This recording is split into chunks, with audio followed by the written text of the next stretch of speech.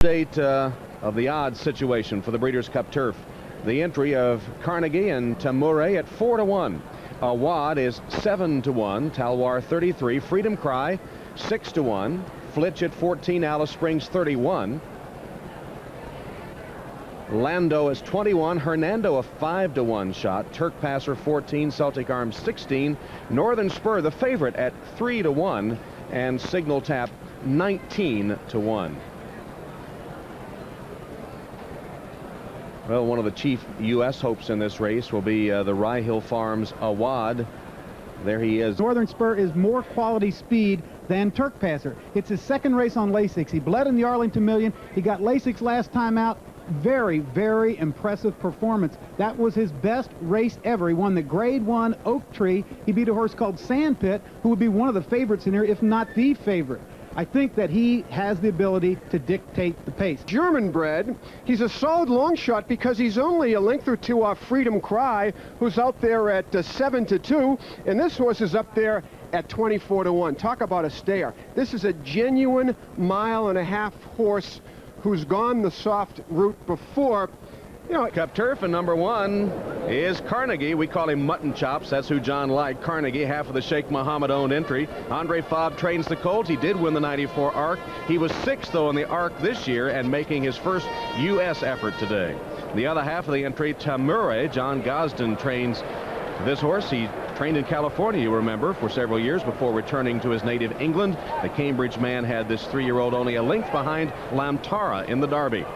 Number 2 is Awad. We told you how he got his name from Jim Ryan's Rye Hill Farm. Awad has earned $1.8 million. He won the Arlington Million with a big closing kick. He was much closer than usual and a dull 7th in the Turf Classic 3 weeks ago.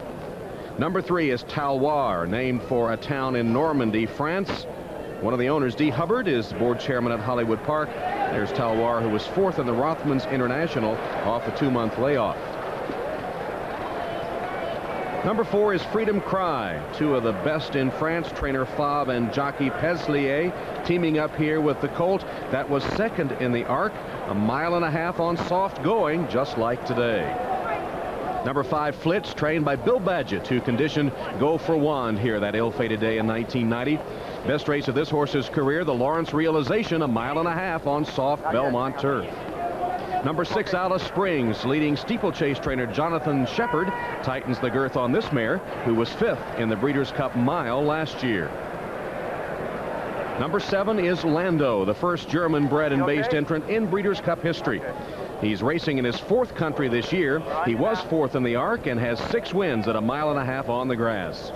8 is Hernando, owned by Greek shipping legend Stavros Triarchos, hoping the 3rd time is the charm. His 3rd Breeders' Cup start. He was 10th in '93, 6th in '94, both in the turf.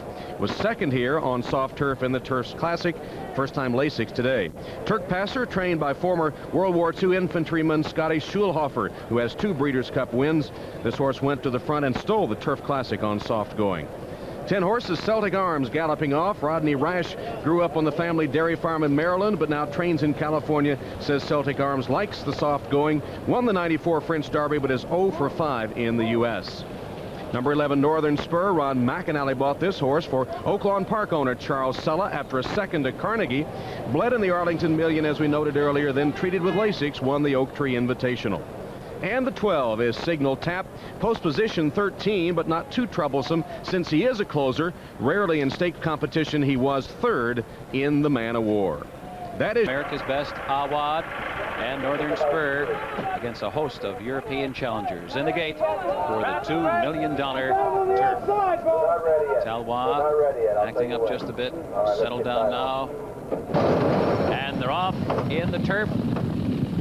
No one really anxious for the lead, though John Velasquez wanting to get there with Turk Passer. Turk Passer hustled out. Northern Spur is there on the outside, and Lando's up close to the pace today. They move under the line for the first time, and Turk Passer has now established the lead. Lando wrangled back.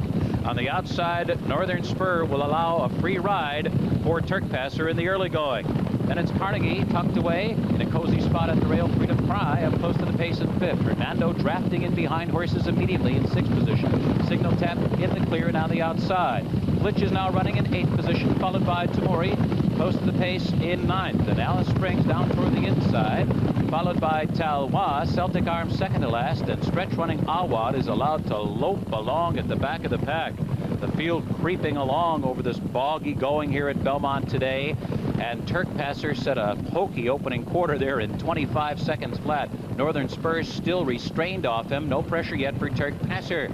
And then it's Lando, well in hand, running in 3rd position. Freedom Cry, 4th, comfortable and in the clear on the outside. Carnegie still sitting in 5th position. Signal Tap now being nudged along by Jose Santos. Hernando still drafting in behind Freedom Cry. And then it's Talwa beginning to move up methodically on the outside. Alice Springs making a move while 4 wide down the backstretch. There's 6 furlongs to go. Tamuri's in behind horses. Flitch is buried deep in the pack. Celtic Arms, Awad still has a lot to do. 5 furlongs to do it. He's 12 lengths off Turk Passer, who is still unchallenged on the lead.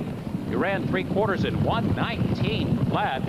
And the field now entering the far turn. It's still Turk Passer who's trying to steal it all the way on the lead. John Velasquez wanting a bit more of him at the half-mile pole. Northern Spurs still glued to him, second on the outside. Germany's Lando coming under a ride now. Alice Springs moves into contention on the outside. Freedom Cries had a perfect trip so far. And Flitch is flying. He's 5th now on the far outside. And then it's Carnegie. And then farther back it's Talwa. Hernando's down toward the inside as the field nears the top of the stretch. Turk Passer surrenders to Northern Spur, who turns for home with the lead, and France's Freedom Cry to the attack. Then Carnegie running 3rd. Flitch on the far outside is 4th. Tamuri is 5th. Coming down to the final furlong. Northern Spur put to the whip. On the outside, Freedom Cry drawing in closer with the furlong to go. A test of stamina here down to the line. Northern Spur fully extended by Freedom Cry. These two in a test of will to the wire. Northern Spur, yes, he's won it for America. Northern Spur the winner by a neck.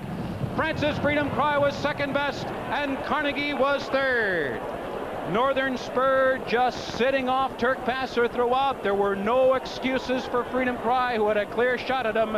It was a test of will to the wire, and Northern Spur had a heart as big as Belmont Park today. Did he ever? What a finish. Northern Spur outgaming Freedom Cry after came down to a matter of stamina. Here is Northern Spur on the lead in the blue cap and having dead aim on him. Freedom Cry in the white cap. The rider Olivier Peslier is going to pull out for an outside run at Chris McCarron here, but Chris McCarron is just a master on the turf. One little backhander there to get Northern Spur's mind on running. He must be able to hear that horse right up alongside of him right now. You can see the horse on the outside. Freedom Cry stretching his neck out. He's running as fast as he can. No need for the stick here. Chris McCarron decides I need a little more out of Northern Spur, and he goes to a left-handed whip here, and it really came down to a ding-dong battle. Could have gone either way, but once again, I think possibly the experience and just the sheer brilliance of Chris McCarron carries the day for Northern Spur and Ron McAnally. And here is the official order of finish. Northern Spur 1st, Freedom Cry 2nd, Carnegie, the show horse. His stablemate Tamuri was 4th, Hernando 5th. Awad could manage only 6th today. Alice Springs, the 7th place finisher. Then Flitch, Turk Passer, Celtic Arms, Signal Tap, Lando from Germany, and Talwar bringing up the rear in the Breeders' Cup turf. Champion, that is Sandpit. He is the co-high weight at 122 pounds with Corey Nakatani.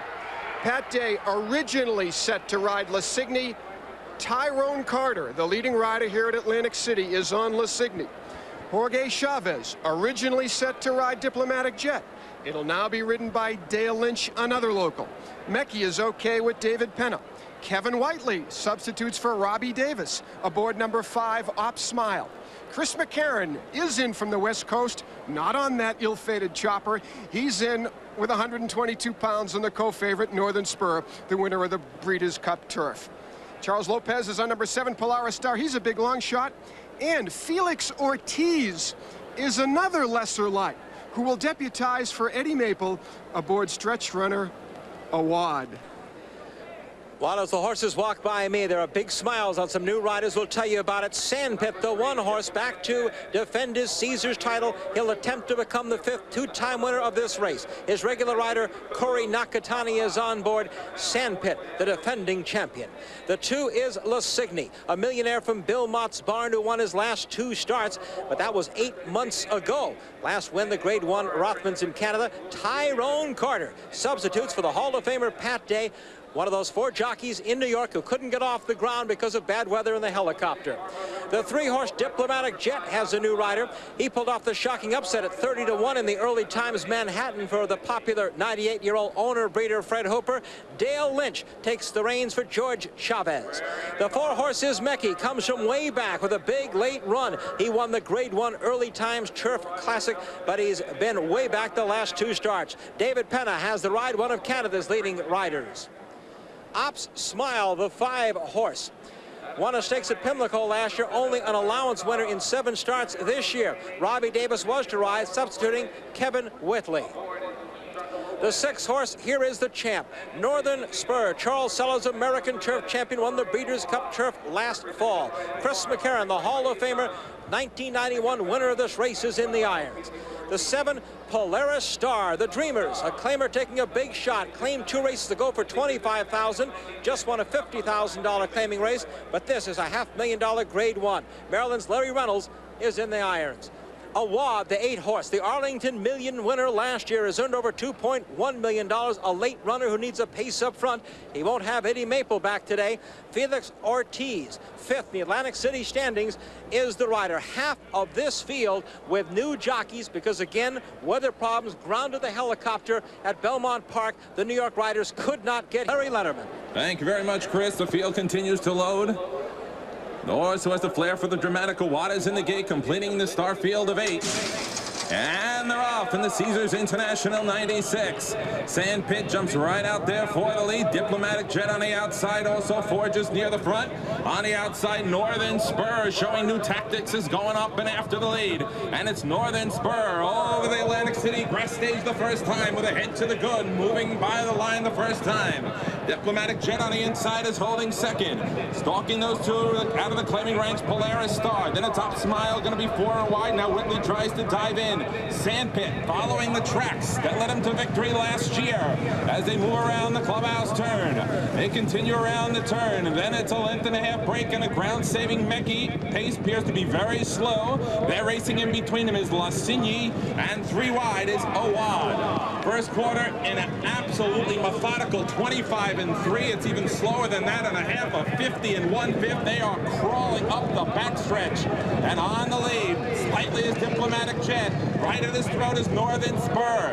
Racking those 2 in third is Polaris Star. On the outside, it's Top Smile. Sandpit now has to get closer at the hedge. Then comes Awad, who's going to need a strong stretch kick under these slow fraction deep yeoman's work. Then comes Lassigny on the inside and 2 more lengths to Meki. They went 3 quarters in 14-2. Pace picks up just a little. It's still very slow. And it's Diplomatic Jet clinging to a side hope.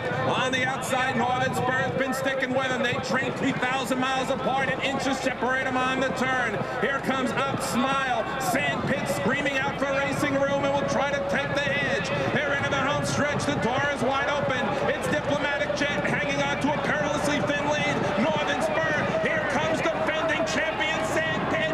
Up the hedge, and it found the wedge of the hedge. And it's deja vu all over again. Sandpit, lightning strikes again. He takes the Caesars 96. Diplomatic Jet was second, and Northern Spur held on for third. He did it again. If Caesars is the name, Sandpit's the winner.